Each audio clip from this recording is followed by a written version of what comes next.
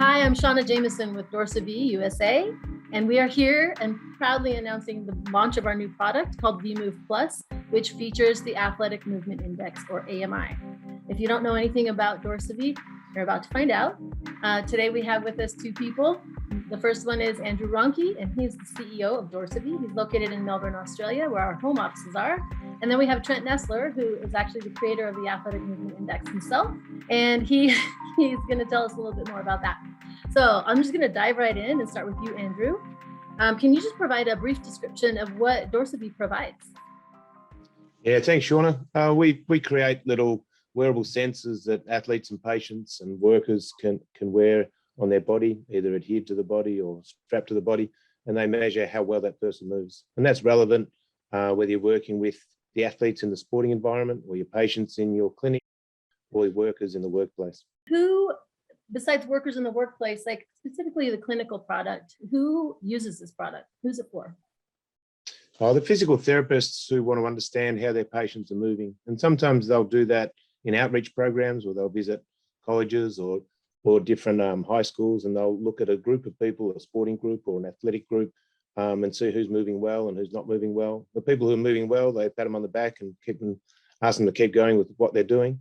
But the ones who have a movement deficiency, they're able to identify whether that's the left side or the right side or related to their core, and then gives them some corrective actions as to how they may mitigate those movement issues they've got.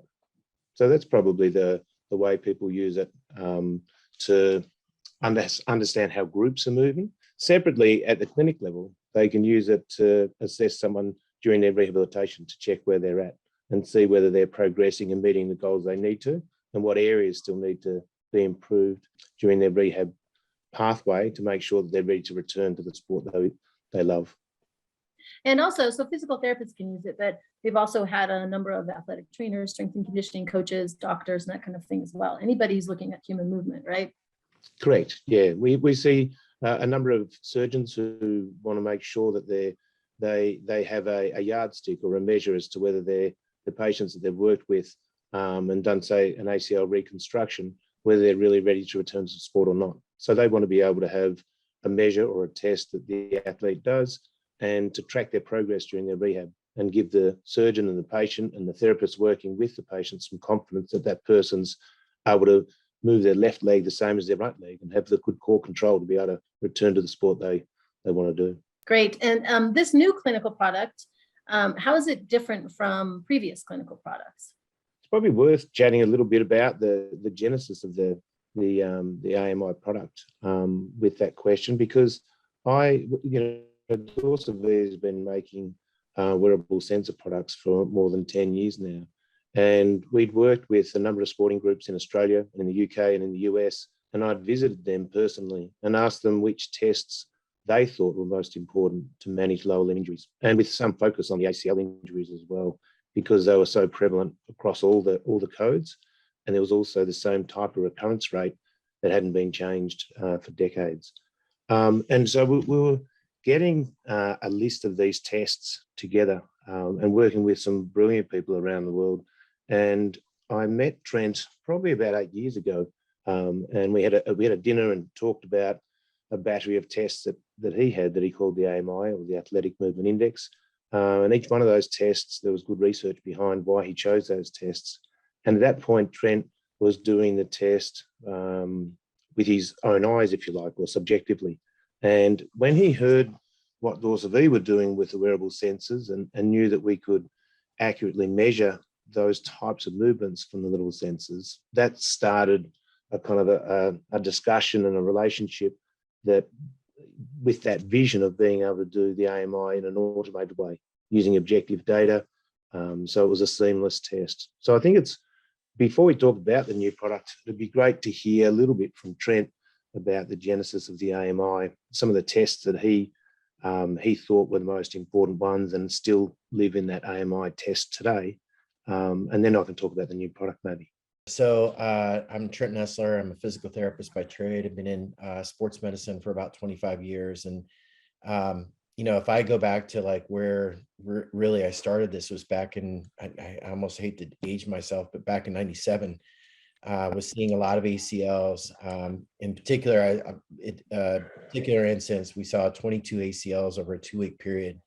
And as I was rehabbing these kids using the thought process at that time, the methodology at that time, as I was getting ready to discharge them, I was seeing they were having movement patterns that I knew intuitively was bad for them.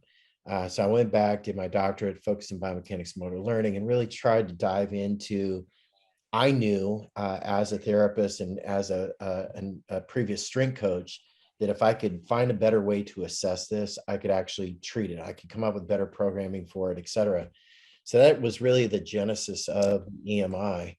And I went to the literature, over 1,400 papers of literature review, trying to find out, like, when biomechanists look at human movement, what types of tests do they use?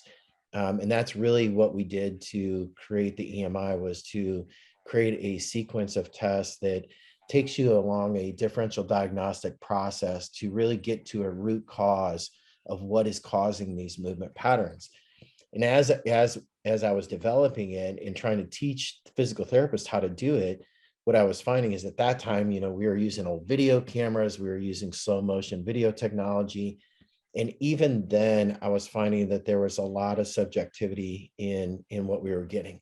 And what that led to was subjective results, which then led to, not as accurate programming that we could have. I always felt that if I could get a more objective measure, something that truly objectified the movements that we were looking at, what that would allow me to do is to create better programming. I could actually go back and with a non-biased view and actually see, am I truly changing human movement? As physical therapists, we think we change movement, but do we really change movement? And you only know that if you truly objectively measure it. So for me, it was getting into an objective measure of that. When I first came across dorsaVi, I was amazed at what Andrew was doing with the wearable sensor technology. I also connected with him being also a physical therapist, and having that background in sports and having that same passion really for objectifying human movement. Really just kind of, we penciled something on a paper napkin, and decided that we were going to collectively come together to create the EMI. And so when we commercialized it in 2017, I thought that was the end point. And quite honestly, it's only been the start. I mean, everything that we've learned since then has just been absolutely amazing. Yeah. And can you tell us a little bit about what you've learned from doing thousands of AMI tests? Oh my gosh. I mean, do you want to also describe real briefly the series of tests and kind of why you picked those? Yeah, the beauty of it is, we do core testing. So we do planks to side planks. There's been multiple studies, DeBlazier, Jong, recently published in American Journal of Sports Medicine, showing that those particular movements are very important for stability, as well as preventing low back pain, athletic low back pain, as well as lower extremity injuries, specifically ACL. We look at a squat, and we look at several factors during the squat. How much lumbar flexion do you get? Do you get a lateral shift, or what the literature calls a lateral displacement of the pelvis during the squatting motion? Much more articulate than I call it a lateral shift. And it really gives us whether there's symmetry in loading of the right limb and left limb during a squatting motion, because we find that that's a major issue.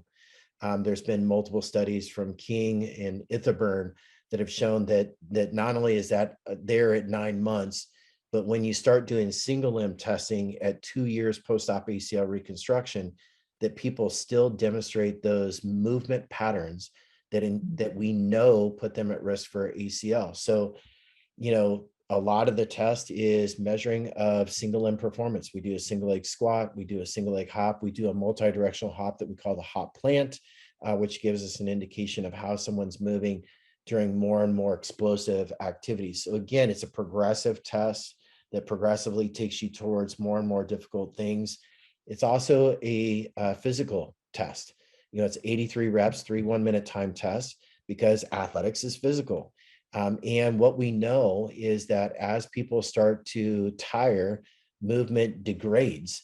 We know performance degrades, we know movement degrades, and we want to be able to measure that over time. So when looking at all these movements, and some of them we picked, before the literature was actually out there, because we knew intuitively that you got to test the core. We knew that intuitively that the core is going to lead towards some of this. So, some of the movements were ahead of the research. Now that we have collected all this information, and, we've collected data on, tens of thousands of athletes. What I can tell you is everything that we have learned is well beyond the capabilities of this one webinar. What I would say is speed matters. If you talk to Dr. James Andrews, when talking about torques at the elbow, it's all about the speed at which that occurs. What we found is that the speed of valgus matters, is that when your knee falls in towards, 10 degrees of valgus, it may not be a big issue if it's only at 20 degrees per second. But if it's at 220 degrees per second, you've got some major problems. And more importantly, what it's also done is it's guided us to better therapeutic exercises to actually control those speed factors. We know lateral shift matters. We know that there's a connection between lateral shift and kinesiophobia after an ACL reconstruction. We know for a fact that there's a correlation to concussion and loss of frontal plane control and speed of valgus post-concussion. The beauty of collecting this mass data is that it's teaching us things ahead of the research. And that's what is super exciting to me, because what we know now, we will know so much more in the next 5 years. And this new version is just going to be light years ahead. And I'll just touch on something you talked about with speed of valgus. So this is not something you can see with the naked eye at all, and much less measure change and improvement. And so if it's a really important element that we can't get without sensor technology, that's why this is so important, because you can have somebody who, we've had cases where people have been released back to the doctor, and the doctor sends them to a clinic to get AMI testing, and they've been released. They've done they have no pain. They've done all the rehab, and they look good objectively. And then we test them with the system, and we do see high rates of speed on their recovering side. And then we know, okay, we've now caught this, with the hopes that if we do some more rehab and we can objectively measure it before they actually get released back into play, then they're safer return to sport. Absolutely. And two, that's the other thing too, is with return to sport, is probably the biggest, hottest topic right now in sports medicine is what type of information do you need to make a safe call for an athlete to go back to sport after an ACL reconstruction? And quite honestly, there is no consistent measure. There is no standard of practice. My hope, and I would say probably dorsaVi's hope, is that the EMI, especially in the new version, becomes the new standard of practice, because it gives us such meaningful information. And more importantly, it's going to tell us how an athlete is moving when they're tired, and it's going to tell us how an athlete is moving during single limb activities. Great. And Andrew, let's go back to the question of how is this new product different from the existing product that's on the market? We put about 4 years' work into the new product, the new AMI, where it sits within the kind of ViMovePlus product range. And some of the features are about the data privacy and security. Some are about the accuracy of algorithms. Some are coming straight from the field themselves, from people who've used the AMI product for 5 or 6 years and have said, hey, when someone's squatting, we don't just want to know what the lower limb's doing, the tibia down. We want to understand what the pelvis is doing as well. And so we've heard those things loud and clear from the market. So we've added in the ability to look at pelvic data when someone's doing a single limb activity. So if they're squatting or hopping, you not only see what the lower limb's doing, but you also have an indication as to what the pelvis is doing. And that's been an important bit of feedback from the market, that someone can do a squat and they may keep their tibia in line over their knee, but their pelvis is all over the place. And so it's important to be able to get the data from multiple points. Another thing that we've heard from the market is limb symmetry is really important. And they want the clients using the product wanted to be able to look at the left leg versus the right leg from a symmetry perspective. So there's a nice new page in the reporting feature that features limb symmetry and shows you the single leg activities and the left and right side plank activities compared to each other. So it's easy for you to be able to look at how their left side is performing compared to the right side. We also learned this from the market, that people, especially in their rehab, they weren't able to do things like a hop and a hop plant. And so the different levels of AMI are included now. So you've got level 1, level 2, level 3, and then the complete AMI, that is all the tests that Trent talked about.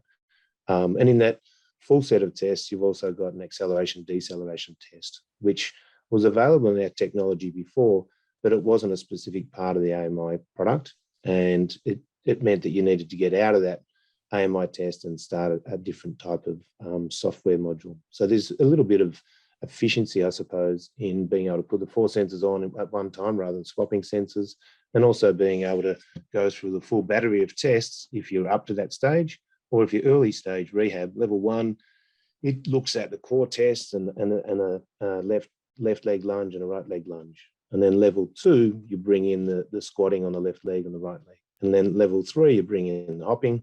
And then level 4, you're bringing the more demanding tests like hop plant. So they're the kind of differences between level 1 through to level 4, or the complete AMI. Another thing we've done is worked a lot on the data privacy and security that I referenced earlier. There's a global standard called ISO 27001, and it's the highest level of data privacy and security, and we've been able to obtain that for the new AMI product, which means that it just keeps your patient's data safe, and not only just the software and where you house that data, but also the business systems that our company works with. So we make sure that we look after that important medical information as carefully as possible. Another thing, in the previous AMI product, it was only available on a Windows platform, but now you can use it on iOS and you can use it on Android. So that cross-platform functionality allows different groups to use it in a new way. We've added in some different profiles for different user groups. So there's, obviously the patients and athletes, but then there are also some profiles for groups like firefighters and police people, and the military. So I think they're the main changes, I think. The size, how about the sensors look a little different now too? Yes. Oh yeah, yeah. They've been the sensors that we're using now are a bit bigger than your thumbnail kind of thing. So they're about 1 inch by 1 inch, pretty low profile, about 1/4 inch thick, and yeah, they're quite seamless to wear. They're a fair bit lighter as well. So yeah, they certainly don't restrict the athlete from moving at all. Yeah, and we used to have an intermediary device that would be the thing that recorded the information and put it back into the system, but now it just straight Bluetooths into the iPad or the computer. It's a lot simpler, a lot less moving parts. Sean, if I can add a couple of things too, Andrew talked about LSI, limb symmetry index, which is a real important measure. But anyone who's been doing a lot of testing knows that, you can have 100% LSI of horrible movement. If you got horrible movement on your right leg and you got horrible movement on your left leg, you're 100% LSI. So one of the things that, the dorsaVi system does is it also gives us what we call an LQI, or limb quality index. It's really a measure of how do you move and what is the quality of that movement. So the scoring system is all based off of the biometrics, the biomechanics of how you're actually moving, not just can you perform the task, but what do you actually look like while you perform that task? Because it's not your ability to perform the task that actually puts you at risk. It's how you perform that task is what puts you at risk. The other question that comes up a lot too is, when people are watching this is like, man, that seems like a lot. It's 83 reps, 3 1-minute time tests, man. That's not efficient enough for me. I'm testing a football team, Trent. Come on, man. I got 115 football players. I got to test. I got to be efficient. And what I will tell you is that even with the old version, is that we have the process down. We've done mass physicals of upwards of 450 athletes. In my current position, we do this with police and fire, and we've tested up to 1,800 firefighters. So when you want to talk about efficiency, we've got it down to where you can process about 100 firefighters in one day.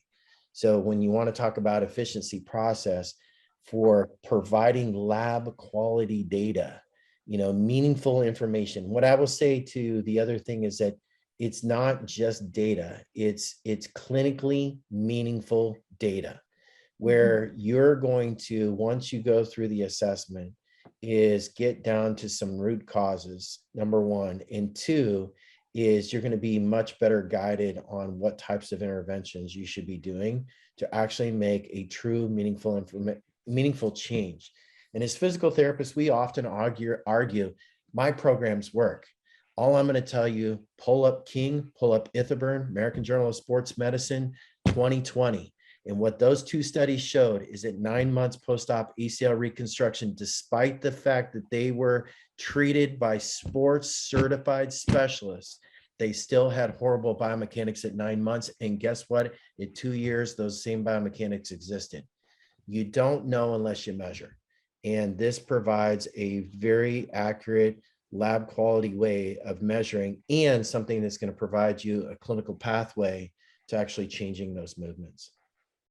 Absolutely.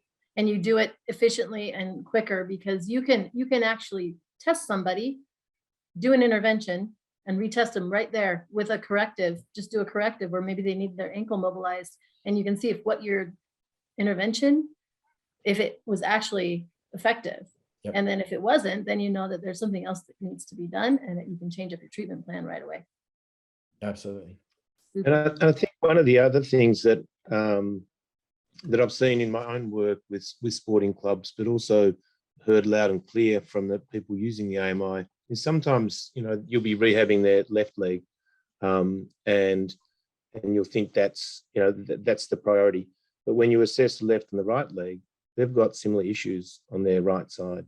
And it's not until you get some metrics around that you're able to, one, understand that yourself, but then two, share that with the patient to say that maybe one of the reasons that they've hurt their left knee is because they weren't moving so well to start with. And that may relate to their core, or may relate to their kind of buttock area and glutes and those type of, the pelvic muscles that are so important in controlling lower limb function. And so it gives you the opportunity to reset some of the quality of movement kind of themes within the way they move as an athlete. And I think that's the most exciting thing, that you can not only rehab people who've had their injuries, but you can look at people who are well and give them some real kind of energy towards being able to move more efficiently and have longer careers, because you can help them solve those movement inefficiencies or movement problems they've got before there's an issue. Yeah, and that's a really good point that we haven't really talked about, is the AMI is used in basically two different ways. You can use it piecemeal in the clinic, but you can also use it as a screen to identify these potential movement faults. And then as a business owner of a clinic or something, you have an opportunity to drive business to your clinic or your training room or your strength coach to help address these deficiencies that the AMI noted and prevent injuries. And so Trent's done some many studies around that, looking at savings in healthcare for universities by using the AMI to help prevent injury during the season. So screening is one, and then return to play readiness is another, the two major functions. Am I right? Yeah. And, Shauna, you touched on another key piece, and that is, how do you have a clinical tool that guides you better for clinically meaningful information, to provide a better outcome, to have a bigger change on patient-reported outcomes. Oh, yeah, and by the way, it's a billable service, 97750 physical performance test. If you follow the process that we give you, it has a very low denial rate when provided with a report, which the system provides you an automated report as well. And it helps you drive new business in your door. So it's a billable service, gives you good clinical outcomes, helps you to improve your patient-reported outcomes. You get a good revenue off of that. Plus, it helps bring visits in the door. I've seen multiple clinics that have used this as a part of their return to play protocols and been able to get patients from competitors because patients are seeking out more advanced ways of making these decisions.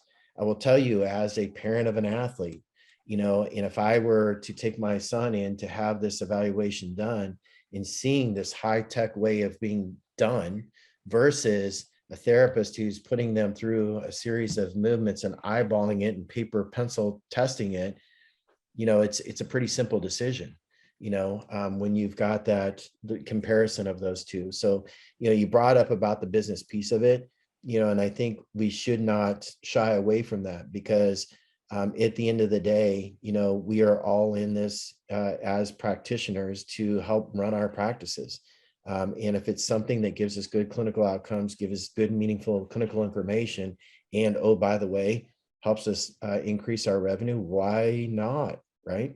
It's probably also worth talking a bit about the different clinics and some who use it so beautifully and create really good return on investment from using the product and get referrals from surgeons and do their outreach programs, and others who, take on technology and for a number of different reasons don't really embrace it. I think the course that you do, Trent, and then also the work that you do, Shauna, it'd be good to talk a little bit about that we're here to support those clinics and make sure that they utilize the system the best way possible. That's a great point, Andrew. I think, one of the things, so in one of my prior lives, I was a national director for sports medicine for a very large corporate PT provider who will go unnamed, but they had over 1,800 facilities across the US. So very large organization. And with that, we had multiple systems within the organization. And one of the biggest challenges that I saw is that there were some systems that weren't being used and some systems that were being used. I think the systems that weren't being used, one of the things that I saw was, number one, is those who went through our course were much more successful. There is an AMI certification course that takes you through the basic science behind why we do what we do. It takes you through each one of the movements, the science behind each one of those movements, how to interpret that data.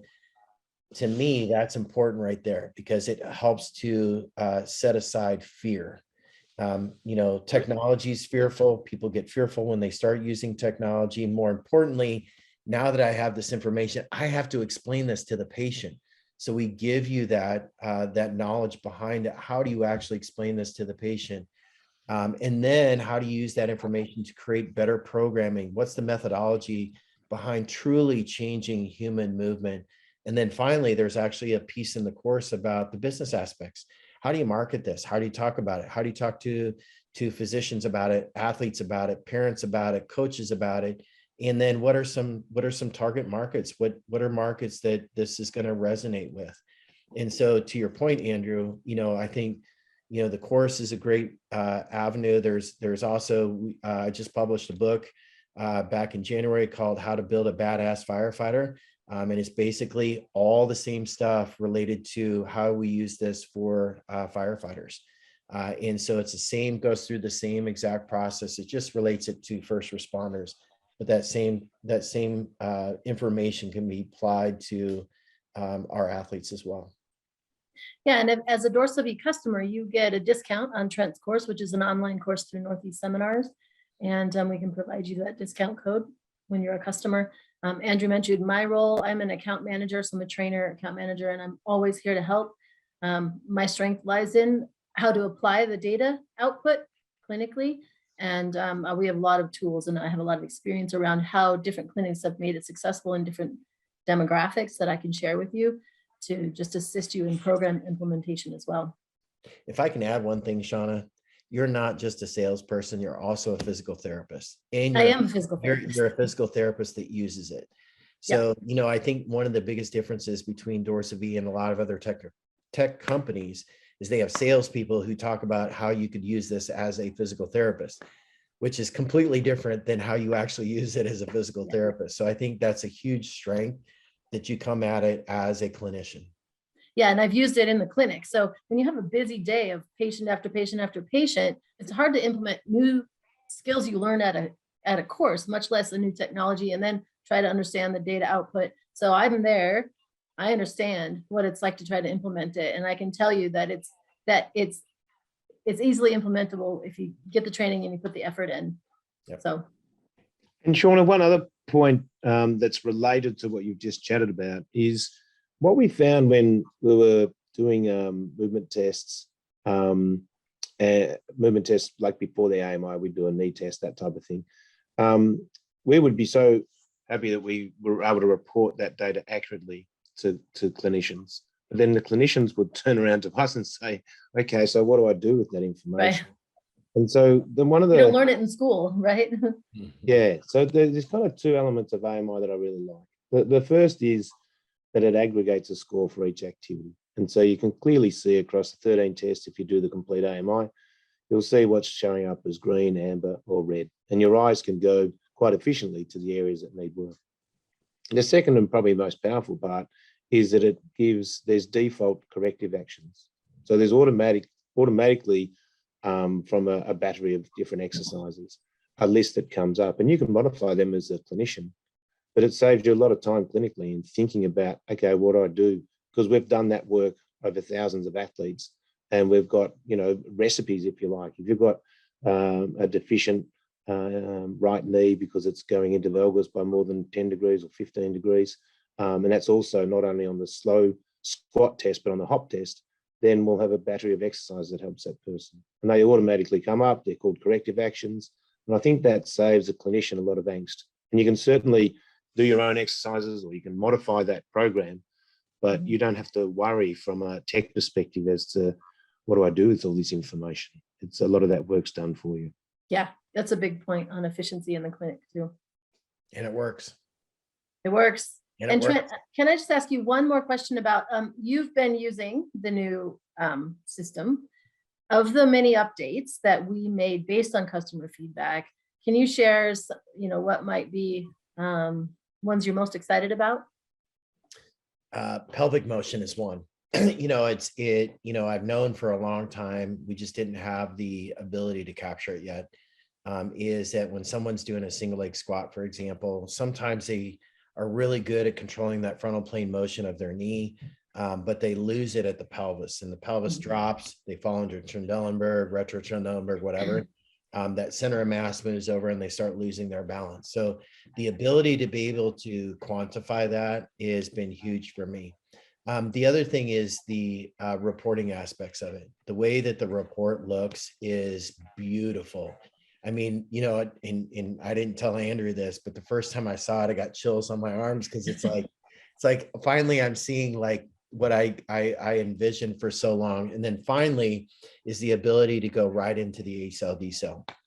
We've been using the EMI and the A-cell, D-cell test for a long time. We know there's correlation to how you move, when you mass accelerate and deaccelerate. We knew there was a correlation. Now that we are collecting the data together, I think is going to be transformational, because it will give us good information, not just clinically, but I also think for our strength coaches and our power coaches out there who are wanting to increase speed and agility of their athletes, they're going to see that direct correlation for movement to sprint speed to power output.